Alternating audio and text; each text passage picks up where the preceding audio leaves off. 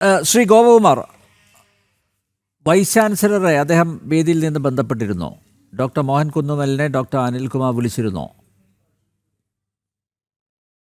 മോഹൻ കുന്നുമലിനെ വിളിച്ചതായിട്ട് എന്റെ ശ്രദ്ധപ്പെട്ടിട്ടില്ല. അദ്ദേഹം രജിസ്ട്രാറോട് റിപ്പോർട്ട് തേടിയതായിട്ടാണ് എനിക്ക് കിട്ടിയ വിവരം. ആ റിപ്പോർട്ട് അദ്ദേഹം ഇന്ന് ഉച്ചയ്ക്കാണ് കൊടുത്തത്. ആ റിപ്പോർട്ടിന്മേൽ തൃപ്തികരമല്ല എന്നുള്ള നിലയിൽ വീണ്ടും വിശദീകരണം ചോദിച്ചിട്ടുള്ളതായിട്ടാണ് എനിക്ക് കിട്ടിയ വിവരം. ഇവിടെ വേറെ ഒന്ന് രണ്ട് കാര്യങ്ങളോട് സൂചിപ്പിക്കാറുണ്ട്.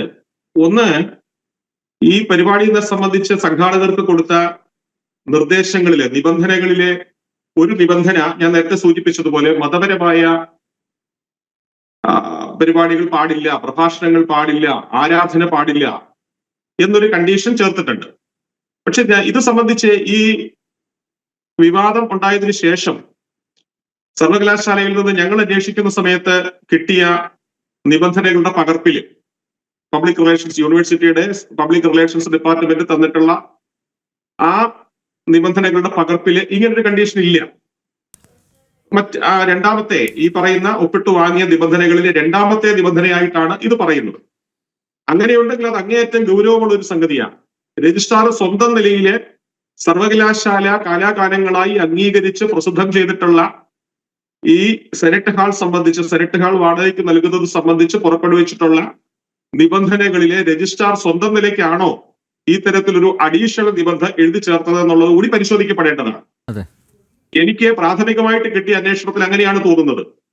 ഒപ്പിട്ട് കൊടുത്ത പകർപ്പില് അവരുടെ സംഘാടകരിൽ നിന്ന് കിട്ടിയ വിവരം അനുസരിച്ച് ഇങ്ങനെ ഒരു കണ്ടീഷൻ ഉണ്ട്, അത് ഞാൻ മനസ്സിലാക്കിയിട്ടുണ്ട്. അപ്പോൾ തന്നെ ഞാൻ സർവകലാശാലയുടെ പബ്ലിക് റിലേഷൻസ് ഡിപ്പാർട്ട്മെന്റുമായി ബന്ധപ്പെട്ട് ഞാനും സഹപ്രവർത്തകരും ഇതിന്റെ നിബന്ധനകളുടെ പകർപ്പ് സമാഹരിച്ചു. ആ സമയത്ത് ഇങ്ങനൊരു കണ്ടീഷൻ ഇല്ല. അപ്പോ സർവകലാശാലയുടെ നിലവിലുള്ള നിബന്ധനകളിൽ മാറ്റം വരുത്തിയിട്ടുണ്ടോ എന്നുള്ള ഒരു ആശങ്കാജനകമായ ഇടപെടൽ കൂടി നടന്നിട്ടുണ്ടോ എന്ന് ഞാൻ സംശയിക്കുന്നു. അതേപോലെ തന്നെ ഇവിടെ ബഹുമാനപ്പെട്ട വിജിസാർ സൂചിപ്പിക്കുകയുണ്ടായി ഈ സ്വാതന്ത്ര്യത്തെ കുറിച്ചും അതുപോലെ തന്നെ ദേശീയ പതാകയെ കുറിച്ച്, ദേശീയ പതാകയുടെ അവരുടെ ആദരവിനെ കുറിച്ച് ബാബുച്ചേട്ടനോട് സൂചിപ്പിക്കുകയുണ്ടായി.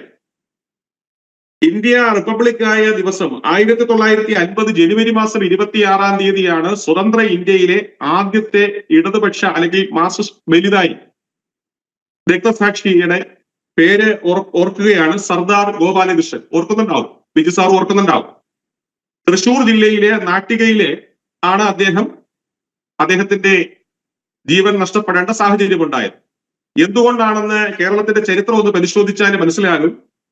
ദേശീയ പതാകയല്ല ഉയർത്തേണ്ടത്, കറുത്ത പതാകയാണ്, കരിങ്കൊടിയാണ് എന്നുള്ള നിലയിൽ പരസ്യമായിട്ട് പാർട്ടിയുടെ ആഹ്വാനം ഏറ്റെടുത്തുകൊണ്ട് കരിങ്കൊടി, ദേശീയ പതാക അഴിച്ചു മാറ്റി കരിങ്കൊടി ഉയർത്താൻ നടത്തിയ ശ്രമത്തിനിടെയാണ് അദ്ദേഹത്തിന് ജീവൻ നഷ്ടമായത്. ഇത് ഒറ്റപ്പെട്ട ഒരു സംഭവമല്ല. 1963 വരെ, എന്റെ ഓർമ്മ ശരിയാണെങ്കിൽ, വായിച്ച അനുഭവം വെച്ച് പറയുമ്പോൾ 1963 വരെ കമ്മ്യൂണിസ്റ്റ് പാർട്ടി ദേശീയ പതാക ഉയർത്താൻ തയ്യാറായിരുന്നില്ല, കരിങ്കൊടിയാണ് ഉയർത്തിയിരുന്നത്. അപ്പൊ ഈ കാര്യത്തിൽ ഇപ്പോഴേ ത്രിവർണ്ണ പതാകയോട് വലിയ മമതയും അതുപോലെ തന്നെ കാവിക്കൊടിയോടുള്ള വെറുപ്പും ഇപ്പൊ പ്രകടിപ്പിക്കുന്നു. 63 വരെ ഇങ്ങനെ ആയിരുന്നില്ല. ത്രിവർണ്ണ പതാകയോട് അങ്ങടക്കമുള്ള ഇടതുപക്ഷ പ്രവർത്തകർക്കും അല്ലെങ്കിൽ ചിന്താഗതി ഉള്ളവർക്കും ഈ മമത ഉണ്ടായിരുന്നില്ല. ഇപ്പോ മാറി വന്നത് സ്വാഗതാർഹമാണ്, സന്തോഷമാണ്. അതുപോലെ തന്നെ ബഹുമാനപ്പെട്ട രജിസ്ട്രാറെ സംബന്ധിച്ച് ഇവിടെ സൂചിപ്പിക്കുകയുണ്ടായി. എനിക്കും അദ്ദേഹത്തെ വ്യക്തിപരമായിട്ട് അടുപ്പമുള്ള ആളാണ്. ഈ പറയുന്ന അങ്ങ് പറഞ്ഞതിൽ പലതിനോട് ഞാൻ യോജിക്കുന്നു. ശാന്ത സ്വഭാവക്കാരനാണ്. അത് തന്നെയാണ് ഞാൻ ആദ്യം ആശങ്കപ്പെട്ടത്. ഈ ശാന്തതയെ മുതലെടുത്തുകൊണ്ട് അദ്ദേഹത്തെ ഈ തരത്തിലൊരു അരുതാത്ത പ്രക്രിയയിലേക്ക് തള്ളിവിട്ടതിന്റെ പിന്നിൽ ഗൂഢാലോചനയുണ്ട്. അതുപോലെ തന്നെ രജിസ്ട്രാർക്ക് ഈ സർവകലാശാലയുടെ പ്രോപ്പർട്ടിയുടെ സംരക്ഷണത്തെ കുറിച്ച് അങ്ങ് അവലാതിപ്പെട്ട് കണ്ടു. 2 മാസം മുമ്പ് കേരള സർവകലാശാലയുടെ ചരിത്രത്തിൽ ആദ്യമായിട്ട് സെനറ്റ് ഹൗസ് കാമ്പസിൽ SFI വിദ്യാർത്ഥികൾ കുടിലുകെട്ടി സമരം ചെയ്തു. കേരള സർവകലാശാലയുടെ ചരിത്രത്തിൽ ആദ്യത്തെ സംഗതിയാണ്. അപ്പൊ ഈ സംഗതി കണ്ടിട്ടും ആഴ്ചകളോളം ആ കുടിലവിടെ തുടരാൻ അനുവദിക്കുകയായിരുന്നു. അവസാനം സഹികെട്ടിട്ട് നിരന്തരമുള്ള പരാതി, ഞങ്ങളുടെ അടക്കം നേരിട്ടുള്ള പരാതിയും അതുപോലെ തന്നെ രേഖാമൂലമുള്ള മറ്റ് പരാതികളും പരിഭവങ്ങളും ഒക്കെ കേട്ടതിനു ശേഷം ബഹുമാനപ്പെട്ട ചാൻസലർ ഇടപെട്ട് അദ്ദേഹത്തിന്റെ പ്രത്യേക അധികാരം ഉപയോഗിച്ചുകൊണ്ട് ഉന്നത വിദ്യാഭ്യാസ മന്ത്രിയെയും അതുപോലെ തന്നെ നിയമമന്ത്രിയെയും അതുപോലെ തന്നെ തിരുവനന്തപുരത്തെ പോലീസ് ഉദ്യോഗസ്ഥ അധികാരികളെയും കളക്ടറെ അടക്കം വിളിച്ചു വരുത്തി നിർദ്ദേശം കൊടുത്തതിന് ശേഷമാണ് ആ കുടിൽ അവിടെ നിന്ന് പൊളിഞ്ഞു മാറിയത്. അപ്പൊ ഇടപെടേണ്ട രീതിയിൽ ഇടപെടേണ്ടവർ ഇടപെട്ടപ്പോഴാണ് പൊളിഞ്ഞു മാറിയത്. അപ്പൊ സർവകലാശാലയുടെ സംരക്ഷണത്തിലൊന്നും ഇവരെ ഒന്നും നേരത്തെ കണ്ടിരുന്നില്ല. അതാണ് എനിക്ക് അത് സംബന്ധിച്ച് സൂചിപ്പിക്കാനുള്ളത്. ഈ കാര്യത്തിൽ നേരത്തെ ചോദിച്ചതിലേക്ക് വന്നു കഴിഞ്ഞാല് ചാൻസലറുടെ നിർദ്ദേശാനുസരണം വൈസ് ചാൻസലർ ഇതിന്റെ റിപ്പോർട്ട് തയ്യാറാക്കിക്കൊണ്ടിരിക്കുകയാണെന്നാണ് മനസ്സിലാക്കുന്നത്. അതുപോലെ തന്നെ കിട്ടിയ മറുപടി, രജിസ്ട്രാറിൽ നിന്ന് കിട്ടിയ മറുപടി തൃപ്തികരമല്ല എന്നാണ് എനിക്ക് പ്രാഥമികമായിട്ട് കിട്ടിയ വിവരം. ഇത് സർവകലാശാലയുടെ രജിസ്ട്രാറും അതുപോലെ തന്നെ ചാൻസലറും അതുപോലെ തന്നെ വൈസ് ചാൻസലറും ആയിട്ട് നടത്തുന്ന ഇടപാടുകളാണ്. സിൻഡിക്കേറ്റ് അംഗം എന്നുള്ള നിലയിൽ ഈ കാര്യത്തിൽ നേരിട്ട് പരിമിതിയുണ്ട്. അടുത്ത സിൻഡിക്കേറ്റ് യോഗത്തിൽ ഇത് സംബന്ധിച്ച് വ്യക്തത വരുത്താൻ ഞങ്ങൾ ശ്രമിക്കും. ഇത് സംബന്ധിച്ച് ഞങ്ങൾ ഇതിനോടകം തന്നെ പരാതി ബഹുമാനപ്പെട്ട വൈസ് ചാൻസലർക്കും അതുപോലെ തന്നെ ചാൻസലർക്കും കൊടുത്തിട്ടുണ്ട്. ഇത് സംബന്ധിച്ച് രജിസ്ട്രാറുടെ ഇടപെടൽ നേരത്തെ സൂചിപ്പിച്ചതുപോലെ ഞങ്ങൾ ആശങ്കപ്പെടുന്നത് സർവകലാശാലയിലെ ചില ഇടത് സിൻഡിക്കേറ്റ് അംഗങ്ങളും രജിസ്ട്രാറുമായിട്ട് നടന്ന ഗൂഢാലോചനയുടെ ഭാഗമായിട്ടാണ് ഈ പരിപാടിയുടെ ഇത്തരം സാഹചര്യങ്ങൾ സംജാതമായത് എന്നാണ് ഞങ്ങളുടെ വിശ്വാസം. ഓക്കെ, അഡ്വക്കേറ്റ് സേനാപതി വേണു, ഈ സർവകലാശാലകളിലെ കോക്കസ് ഭരണം അത് അവസാനിപ്പിക്കേണ്ടതല്ലേ? ചിലരുടെ ഇംഗിതത്തിന് വഴങ്ങി ചട്ടുകമായിട്ട് രജിസ്ട്രാർ പ്രവർത്തിക്കുന്നു, രജിസ്ട്രാർ കൂടിയാലോചനകൾ നടത്തുന്നില്ല, തന്നിഷ്ടപ്രകാരം തീരുമാനങ്ങൾ എടുക്കുന്നു.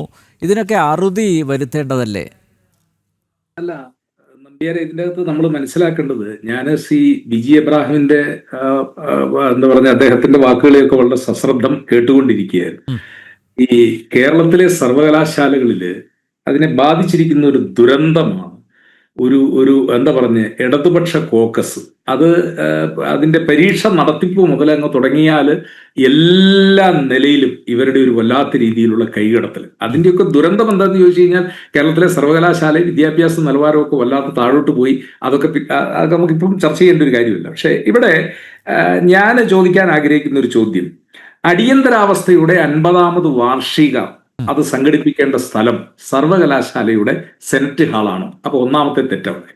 ഇനി അടിയന്തരാവസ്ഥയുടെ വാർഷികം ആഘോഷിക്കുന്ന ഹാളിൽ പ്രദർശിപ്പിക്കേണ്ട ചിത്രമാണോ ഇപ്പൊ നിങ്ങൾ പറയുന്ന ഭാരതാംബയുടെ ചിത്രം?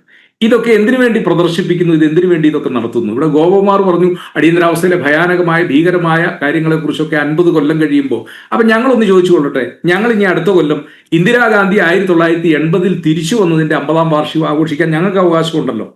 ഇവിടെ അടിയന്തരാവസ്ഥയെ കുറിച്ചൊക്കെ ഭയങ്കര ഭയാനകമായ ഭീകരമായ രീതിയിൽ പ്രസംഗിക്കുന്ന ആളുകളോട് ഞങ്ങൾ പറയുന്നു, 28 മാസം കഴിഞ്ഞപ്പോൾ 4 ഭൂരിപക്ഷത്തോടെ അതേ ഇന്ദിരാഗാന്ധിയെ ഇന്ത്യയിലെ ജനങ്ങൾ ജനാധിപത്യപരമായി ഓടുപൊളിച്ചല്ല വന്നത്, ജനാധിപത്യപരമായ രീതിയിലാണ് തിരിച്ചു വന്നത്. ഇവിടെ സ്ഥാനത്തും അസ്ഥാനത്തും ഒക്കെ പുട്ടിന് പീരയിടുന്നത് പോലെ കോൺഗ്രസിനെയും ഇന്ദിരാഗാന്ധിയെയും ഒക്കെ വല്ലാതെ അധിക്ഷേപിക്കുന്നതിന് വേണ്ടി ഇപ്പോ അടിയന്തരാവസ്ഥയുടെ വാർഷികം, ആ വാർഷികം, ഈ വാർഷികം എന്നൊക്കെ പറഞ്ഞു. അതിനുള്ള സ്വാതന്ത്ര്യമൊക്കെ എല്ലാവർക്കുമുണ്ട്.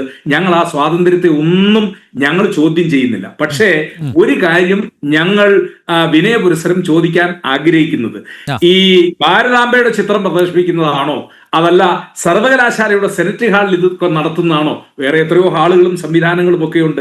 അപ്പം ഇതിനകത്തൊക്കെ ചില ഹിഡൻ അജണ്ടകളുണ്ട്. ആ അജണ്ടകൾ ഒക്കെ അതൊന്നൊന്നായി പുറത്തേക്ക് വരും എന്നുള്ള കാര്യത്തിൽ ഒരു തർക്കവുമില്ല. പിന്നെ ഇവിടെ നമ്പ്യാരെ ഒരു വാക്കുകൂടി പറഞ്ഞുണ്ട്, ഇവിടെ ഭരണഘടനയെ കുറിച്ച് ഒരു സ്വകാര്യ സ്ഥാപനത്തിന് ആ പരിപാടി എവിടെ വെച്ച് നടത്തണം എന്നുള്ള ആ സ്വാതന്ത്ര്യമെങ്കിലും അനുവദിക്കൂ. ആ സ്വാതന്ത്ര്യം ഞാൻ അനുവദിച്ചില്ല. അല്ല, ഞാൻ ചോദിക്കുന്നു, അടിയന്തരാവസ്ഥയുടെ 50ാമത് വാർഷികം നിങ്ങൾക്ക് എന്താ പറഞ്ഞേ ഭാരതി അല്ല നിങ്ങൾക്ക് നടത്താവുന്നേ. ഞങ്ങൾ ചോദിക്കുന്നത് അത് ഇവിടെ തന്നെ വേണം എന്ന്. അടിയന്തരാവസ്ഥയുടെ 50ാമത് വാർഷികം നിങ്ങൾ നടത്താൻ അത് അവിടെ തന്നെ വേണം.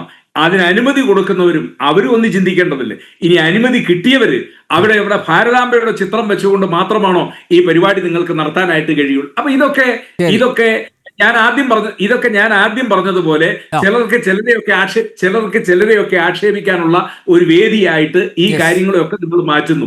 അപ്പൊ മാറ്റുമ്പോൾ സ്വാഭാവികമായിട്ട് അതിനകത്തുണ്ടാകുന്ന വിമർശനങ്ങൾ, ആ വിമർശനങ്ങൾ കേൾക്കാൻ ഇരുഭാഗവും തയ്യാറാണ്. ഒരു തെറ്റിനെ മറ്റൊരു തെറ്റുകൊണ്ട് മറക്കാനോ അത് കഴിയില്ല എന്നുള്ളതാണ്. അപ്പൊ ഇവിടെ തെറ്റ് ചെയ്തിരിക്കുന്നത് ആരാണോ ആ തെറ്റ് ചെയ്തിരിക്കുന്ന ആളുകൾ അതിന്റെ ഉത്തരവാദിത്വം ഏറ്റെടുക്കണമെന്നാണ് എനിക്ക് സൂചിപ്പിക്കാനുള്ളത്. ശ്രീ നമ്പ്യാരെ.